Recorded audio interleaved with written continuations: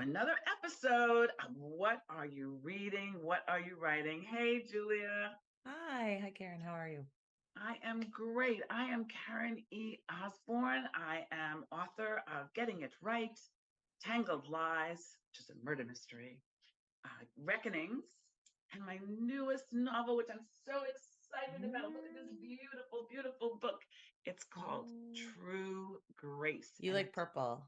I do like, and it's historical fiction, 1924, Harlem Renaissance, Oh, Roaring Twenties, speakeasies. love it. It's That's all the rage right now, like the 20s. yes, and it's already getting reviews on Goodreads, even though it's not even out yet, on Goodreads and Oh, BookBub, and they're all beautiful. So nice. Love today, it. but this is not about me today. This Mhm. is about Julia Campbell, and I am so excited for you to meet her because I love when my two worlds come together, my whole nonprofit world and my writing world. And I have that in my guest today because she is both a writer and a consultant. I'm going to Mhm. just read a little bit about her here. So, Julia Campbell is a nonprofit consultant, writer, podcaster, and author of the popular How to Build and Mobilize a Social Media Community for Your Nonprofit in 90 Days. Could you just show Mhm. everybody the cover of Oh, that? yes. Happy to. Look at that. I love Bright that. yellow cover. Yep. Isn't that cool? And then her newest book answers burning marketing questions. We are all of us need marketing and social media. Mhm. How can you, as a busy nonprofit leader, mold stories for each digital and social media platform? What are the steps you can take to develop a plan for your Mhm. storytelling campaign Mhm. to ensure that you won't just be spinning your wheels? That's where storytelling in the digital age, a guide for nonprofits, comes in. And can we see that cover? Oh, do you know that I don't have a copy of it? And I'm so Oh, get sorry because I it. sent my last copy. I'm the worst author of all time. I mailed my last copy to a client. But yeah, storytelling in the digital age, you can find it on Amazon, Yeah, when you Barnes just and Noble, anywhere well else, my website. everywhere, because I looked and there it is with great reviews as well. So let's start though first with your business because you have so Mhm. many things. We're going to talk about writing, we're going to talk about podcasting, but let's start with your consulting business. So, how did you come into the consulting world? Oh wow. So it's been a long journey. I am an accidental consultant. I think like a lot of people, I just I never thought about entrepreneurship or starting my own business. I was always thinking I would go to college, I would get a job in journalism, which is I studied journalism in college, and I would travel Mhm. the world as a journalist. I served in the US Peace Corps. I lived in Senegal, in West Africa for 2.5 years, doing Wow. actually what I think is kind of marketing. It was public health education. And I came home and found a job as a fundraising director at the African Presidential Center at Boston University, where I went to school. So I thought, okay, it's writing, grant writing, email writing. It's sort of in my wheelhouse of writing and storytelling.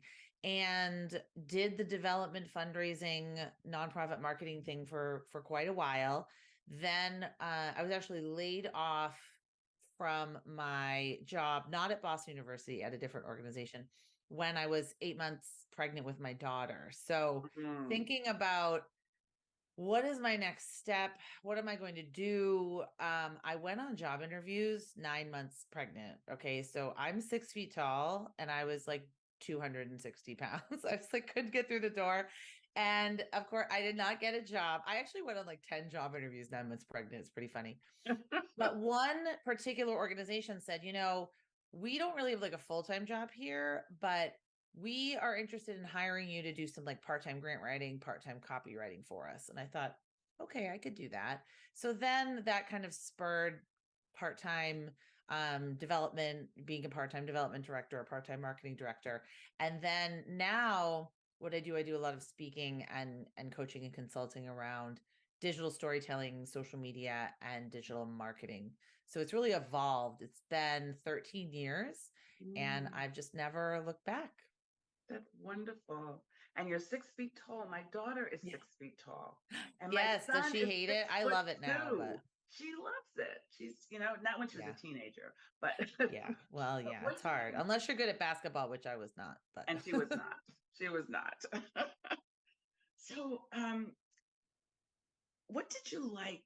What do you like best Mhm. about running your own business, being your own person? And Oh, what are the challenges? wow. What I like best undoubtedly are the hours. So you can make your own hours. And now especially that I'm kind of established now, 13 years in, I worked really hard to build a name for myself, to make connections, to build my network, to get my name out there, to create content.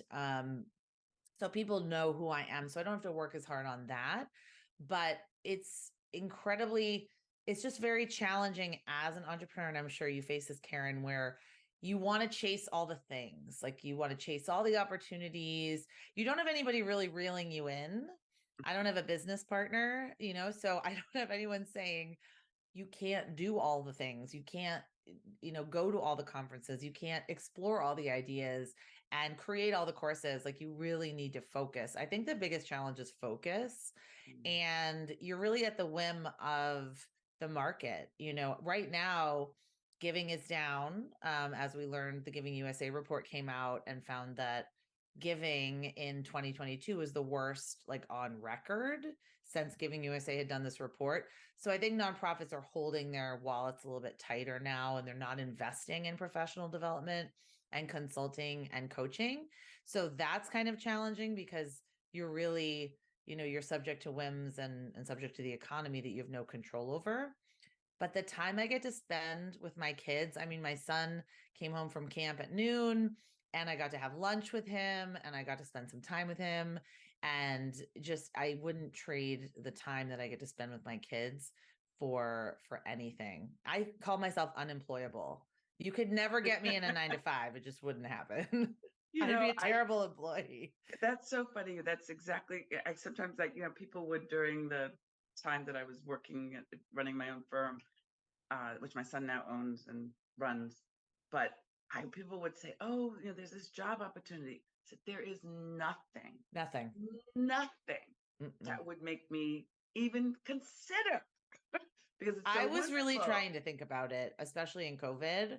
Yeah. Like during when I couldn't do speaking, because I make a lot of my money speaking and traveling. I did a lot of virtual speaking, but I honestly was thinking, what full-time job would make, like, a boss? No, I couldn't do it. Couldn't go I'm back. with you there. I am with you there. I think that that really is the best. And it's interesting, even though fundraising is down, Mhm. that's when they need us the most. Exactly. I know.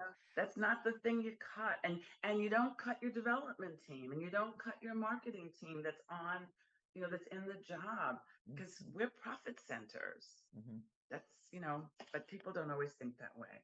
It's hard. It's tough right Yes, now. yes. We should write like little podcasts about that. Like, do little Just a little inspirational, like, you've got this. You've got this. You can do this. exactly. You can do Motivational. People need this. motivation right now.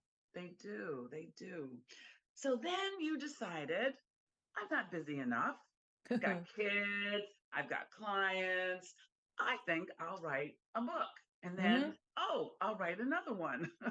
And I wrote the first book when my daughter was like 6 months old, and the second book when my son was born. So I don't know I really was why. just twiddling my thumbs. Right. So tell us about your writing journey. Wow. I was approached by Charity Channel Press to write storytelling in the digital age. And they wanted me to write a book on social media. Okay. So my first book is the storytelling book. And I said, you know what? I think that nonprofits really struggle with getting their story across on digital channels. And I wanted to write one about collecting and crafting and sharing stories about impact, and then covering all the digital channels like email and websites Mm, and touching on social media. And then my second book is the how to mobilize a social media community for your nonprofit, because the same questions kept coming up again and again and again. Where should we be on social media? How do we know that it's working? How can we effectively engage our audiences? How do we know what our audience wants to see? And what I found is that the tools are not as important as having that structure in place and that system and that kind of framework to figure out, like, yes, there are tons of shiny tools and tons of platforms you could be on, but how can you really evaluate which ones are going to drive the most impact for you? My writing journey, I love writing. I wrote a blog. I still write a blog. I focus more on my podcast now, but I wrote a blog once or twice a week for probably 10 years. And Wow. for me, I mean, just that curiosity, that journalistic sensibility where I love to ask questions. I love to do research. I love to get to the bottom of things. I just love writing. So for me, I tried to create like a framework. What's the question I'm asking? Who is this Mm. book for? And really think about what the questions they're asking. And then, what is this book bringing into the world that isn't already there? Like, why does this book need to exist? Especially another social media book. Like, why do we need to So write what another answer book did about you that? come up with? Well, what I came up with is that I just have a unique perspective on how to handle it. I'm not trying to teach like cookie cutter methods. I really don't think there's one size fits all. I think there's questions you need to ask and work you need to do in the background. But also, I just don't think, I think nonprofits are so specific in how they use these tools. And I just didn't see any information out there specifically for mission driven organizations. It was mostly Yeah. how to 10x your, clients and customers and sell a bunch of crap. Like that's mostly the books that I saw. I didn't see things like how to change the world and how to change the conversation, how to raise more money to create more programs and more impact. I just didn't see that out there when I wrote these books. So I felt like it was filling a gap, especially for the people that I was working with day after day. Yeah, that makes sense. So two questions come up for Mhm. me. So one is, a lot of my audience are fundraising people because Mhm. that's who they knew me. But a lot of my audience, not but, and a lot of my audience are also authors. Mhm. They're writers trying to market their books. Do you think there are kind of universal social media storytelling rules that would apply even if you're not a mission driven, not for profit, but you're a mission driven? I need to get my book Person. sold. Yeah, I think you need to be true to what you stand for and your Mm, voice, and just be incredibly authentic to what you believe in. Don't be afraid of the haters. There's always, even in fundraising, you'll send out an email, you'll send out a direct mail piece, you'll post on social media. Someone's going to say something negative about it. Someone's going to say, why do we need to help people experiencing homelessness? Why do we need to feed people in the food pantry? Why do we need a library? I got that comment on one of my clients' pages the other day. Why do we need a library? It's like, how do you even respond to that? But there's always going to be the haters. There are going to be these people out you just there. have to shut them out. And you have to Seth Godin calls it shun the non-believers. The non-believer, we can't think that we are for everyone and that what we create is for everyone, but we need to be crystal clear on who it is for and why it might matter to them. I love that. And I love Seth Godin too. But I Oh, really, I he's one of just, my books that I'm yeah. going to talk about. Oh, good, because Hmm. I quote him all the time. He's Hmm. amazing. So before we get to your books, you're going to Yes. recommend, Yes. tell us a little bit about your podcast. Well, I love podcasting. I don't, what are we in this month? Okay. Whatever month we're in right now, it's 2 years. It'll be 2 years The end of that July. I've done my podcast. So by the time this is released, it will have been a little over 2 years. I'm so thrilled with it. It's called Nonprofit Nation. So if you look up Nonprofit Nation, it should come up. It's not a dash, it's nonprofit, all one word. Mm, And it was once again me saying to myself, I am just curious about people. I think there are so many voices out there that are not being heard. I was kind of sick of hearing the same like 10 people at every Mm. conference. All the books are written by the same people. I felt like I was living in this little bubble almost of all these consultants that all talk to each other. And I thought, how can I really like talk to different people and elevate different voices and hear, just talk to people doing cool things that I think my audience would respond to. So once again, always thinking about your audience. Like my audience, they're nonprofit fundraisers and marketers, usually from smaller organizations, wearing multiple hats, Mm. struggling for inspiration, motivation, but also those like tactical tips and techniques. And that's kind of where I took it. Also, I just love interviewing people. I really do. I love You're doing the very good at it. research. Thank you. I love it. I love doing the research. Like I wanted to be a TV journalist. I wanted to be interviewing people all across the world, be Barbara Walters, that's what I wanted to be, or Katie Couric, or, Anderson Cooper. But I really use it as a platform to kind of highlight things I think are important, but that I know my audience might not know about or might have questions about. And it's just been such a fantastic journey. And That's so great. Do they write you? Do you my get audience, comments? Mm-hmm. yes. So they do mostly on LinkedIn. Interestingly, I get a lot of Wow. DMs on LinkedIn. I do get emails in response to like my email newsletter about the podcast. And it was really affirming at several conferences I went to this spring where people would come up to me and say, "Oh, I love your podcast. And I love this one episode. I just think that," and for my guests as well, I've heard back from them and they say, "Oh, I got great feedback from my audience on our Mm. episode," or "I got some inquiries into my services," which is always great to, I believe a rising tide lifts all ships. So happy to help in that way. That is excellent. Podcasting is really a great way to get yourself out there. My daughter-in-law has two podcasts, and one of them is Cookery by the Book. And I was at a conference, and this chef, they were the people hosting the conference was very proud that they had a local chef. Uh, and I'm used to people, not as an author, but as a development person. Mm-hmm. I'm used to people recognizing me and knowing me and stuff. So I introduced myself to the chef, and she. So I said, you should learn about my daughter-in-law's podcast, Cookery by the Mm-hmm. Book. And she said, Mm-hmm. "Oh, are you related to Susie Chase?" Like, oh my God, Like a celebrity. I like, love that. isn't that cool? Podcasts are a way to get yourself. Here we are, across the country, and somebody there knew. Podcasting It's is the really just a way great to way go. to build that trust. Like I always teach marketing. Marketing really is all about, getting people to care, getting people to like you, getting people to trust you. And Mhm. it's such, Care, like yeah, you, trust you. care. You can't really make someone care, but reaching the people who might care and then getting those people to like you and trust you. Mm. So if you reach the people who might care about what you do, podcasting is such a great way because some people might not like me, and that's completely fine with me.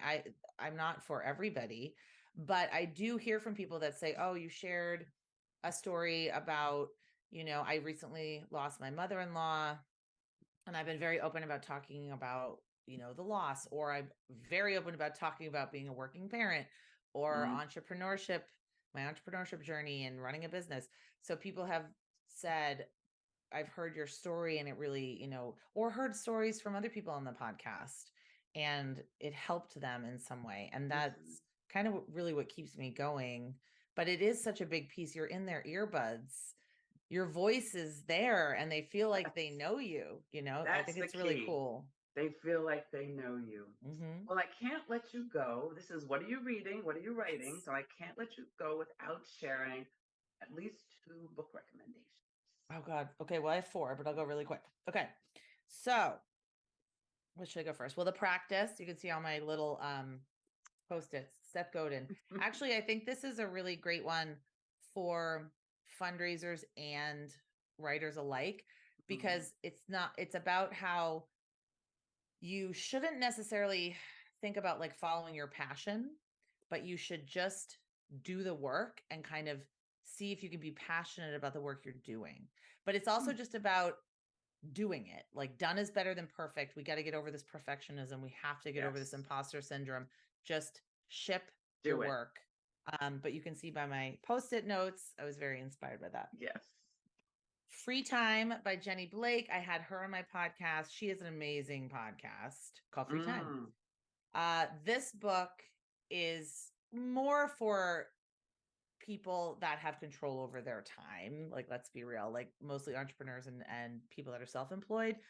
But it's also just about the philosophy of working, smarter, not harder, how to structure your time to take time for you. It's like little gold flakes on it. I And a love it. beautiful little book. Oh, it's so great. It's worksheets and everything like that. I'm also rereading one of my favorite books. I don't know if you've read this. I'm Judging You by Lovey Ajayi. So she's she's an actress, stand-up comedian, Instagram influencer.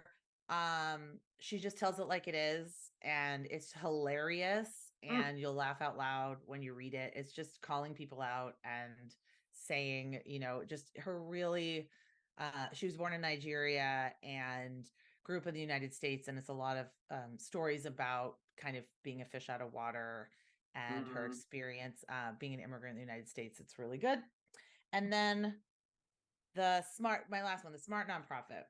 This is all about staying human-centered in an AI-centered world. Beth Cantor, Allison Fine, very topical because we're all talking about ChatGPT, artificial intelligence.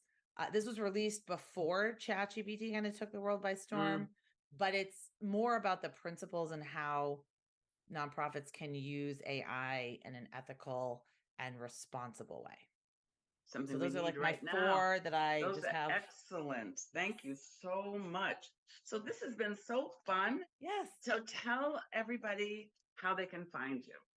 Sure. Well, look up the podcast Nonprofit Nation, or go to pod.link/Nonprofit Nation, or my website is JC, like Julia Campbell, jcsocialmarketing.com. All the links, all my blog posts, links to the podcast, everything are on my website. Excellent, excellent. Yay. Thank you so much for joining us today. Yes, and thank this is all so of you. fun. I never get asked about what I'm reading. I'm so excited to share. That's not a question that I get very often on podcasts, and I really appreciate it. Yeah, I love it. And I love that you introduced me to new books. So that is really cool. And I thank you. I hope you had as much fun. Julia and I had a really good time. But I hope you had a good time too. And that you will be back next week for What Are You Reading? What Are You Writing? And please follow Julia and let her know that you met her here. Bye, everybody.